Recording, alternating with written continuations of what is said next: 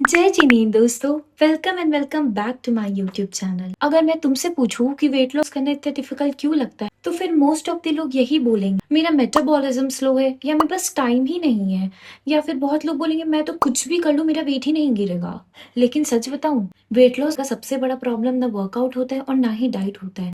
Problem तो होती है उन मिस्टेक की जो कि ऑलमोस्ट हर बिगनर कर रहे बिना इवन रियलाइज किए। और सबसे बड़ा डेंजरस बात पता क्या है, ये मिस्टेक हमें इतनी नॉर्मल लगती है कि कभी हमें लगता ही नहीं कि हम कुछ गलत कर रहे हैं। तो अगर तुम भी अपनी ये फिटनेस जर्नी स्टार्ट कर रहे हो या फिर बार बार शुरू करके बीच में छोड़ देते हो, तो ये वीडियो जरूर एंड तक देखना। हो सकता है तुम्हारी छोटी सी मिस्टेक ही तुम्हें रिजल्ट से दूर रख रही हो। Mistake number 1 that you do, expecting the result too fast.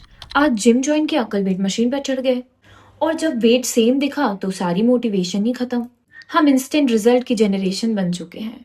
Amazon का ऑर्डर नेक्स्ट दिन आ जाता है तो हमें लगता है हमारी बॉडी भी नेक्स्ट वीक ही पूरी ट्रांसफॉर्म हो जाएगी, लेकिन हमारी बॉडी अमेज़न की डिलीवरी नहीं है। सोचो तुमने अपनी ये वेट 5 या 10 साल में ग्रेजुअली गेन किया है, तो क्या ये 15 दिन में डिसअपेयर हो जाएगी?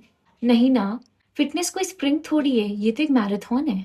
मिस्टेक नंबर 2, जो कि आई गेस मेजोरिटी लोग करते हैं, eating healthy but eating too much.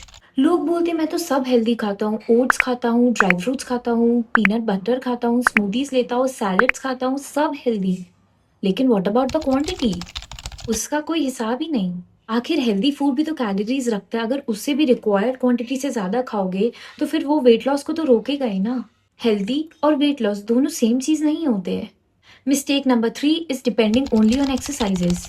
1 घंटा जिम और उसके बाद reward, pizza, burger, momos, cold drink, और उसके बाद बोलते वेट कम क्यों नहीं हो रहा है। एक्सरसाइजेस नो डाउट बहुत इंपॉर्टेंट होती है, लेकिन पूरी डाइट को आउटवर्क करना विद एक्सरसाइजेस वो बहुत ज्यादा डिफिकल्ट होता है। नो डाउट वर्कआउट हेल्थ को बहुत ज्यादा इंप्रूव करता है, लेकिन डाइट वेट मैनेज करने में बहुत बड़ा रोल प्ले करता है। तुम इसको ऐसे समझो, दोनों एक टीम है, ना कि कंपटीशन। मैं आप लोगों को ना अपनी स्टोरी बताती हूँ। ये मेरा जो वेट लॉस जर्नी, ये मेरा सेकंड टाइम है। फर्स्ट टाइम मैंने कोविड में किया था। तब मैं जो मिस्टेक की थी वो ये था कि मैं सिर्फ वर्कआउट पे फोकस करती थी, डाइट के बारे में कुछ भी ध्यान नहीं देती थी। तो मेरा कुछ तो वेट रिड्यूस हुआ, बट उससे ज़्यादा स्पीड में वो बढ़ने लगा क्योंकि मेरा डाइट बढ़ चुका था तब। और अभी क्या है कि मैं दोनों को बैलेंस लेके चलती हूँ।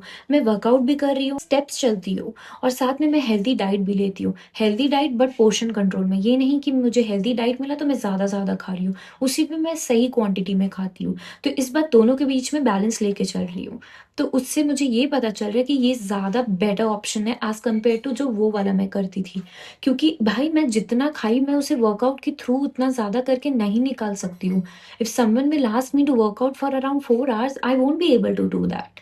लेकिन अभी मैं हेल्दी डाइट अगर पोर्शन कंट्रोल में ले रही हूँ और मुझे कोई 1 घंटा वर्कआउट करने को बोलता है, तो that is comparatively more easy and is sustainable too. Mistake number 4, skipping meals. Breakfast skip कर देती हूँ, लंच भी स्किप कर देती हूँ, शाम तक भी कुछ नहीं खाती हूँ। सुनने में लग रहा होगा मैं कैलोरीज बता रही हूँ, है ना?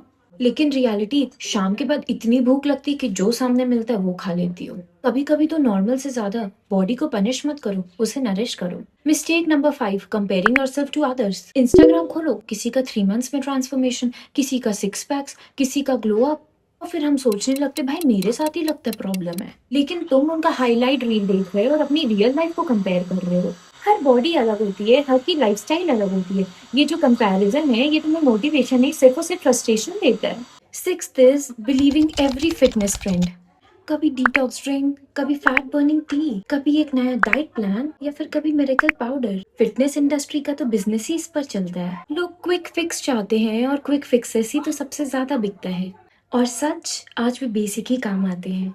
अच्छा खाना, रेगुलर मूवमेंट, कंसिस्टेंसी, ये सब के सब बोरिंग लगते हैं, लेकिन रिजल्ट्स भी यही देते हैं। 7th 1 is ignoring sleep. अगर तुम 4 से 5 घंटे सोते हो तो इससे तुम्हारा बॉडी सिर्फ टायर नहीं, लेकिन उससे तुम्हारा हंगर भी बढ़ जाता है।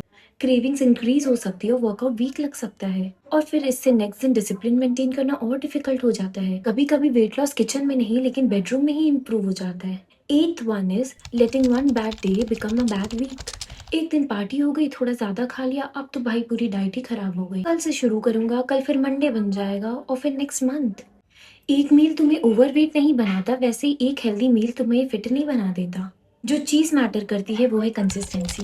वेट लॉस डिफिकल्ट इसलिए नहीं लगता क्योंकि बॉडी को चेंज पॉसिबल है, डिफिकल्ट तो इसलिए लगता है क्योंकि हम परफेक्शन के पीछे भागते हैं।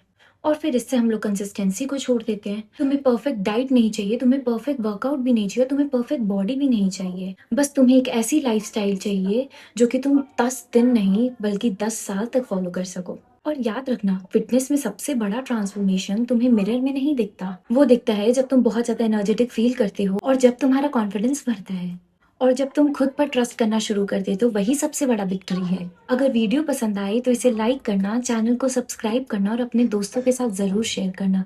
सी in the next one. Bye bye, take care.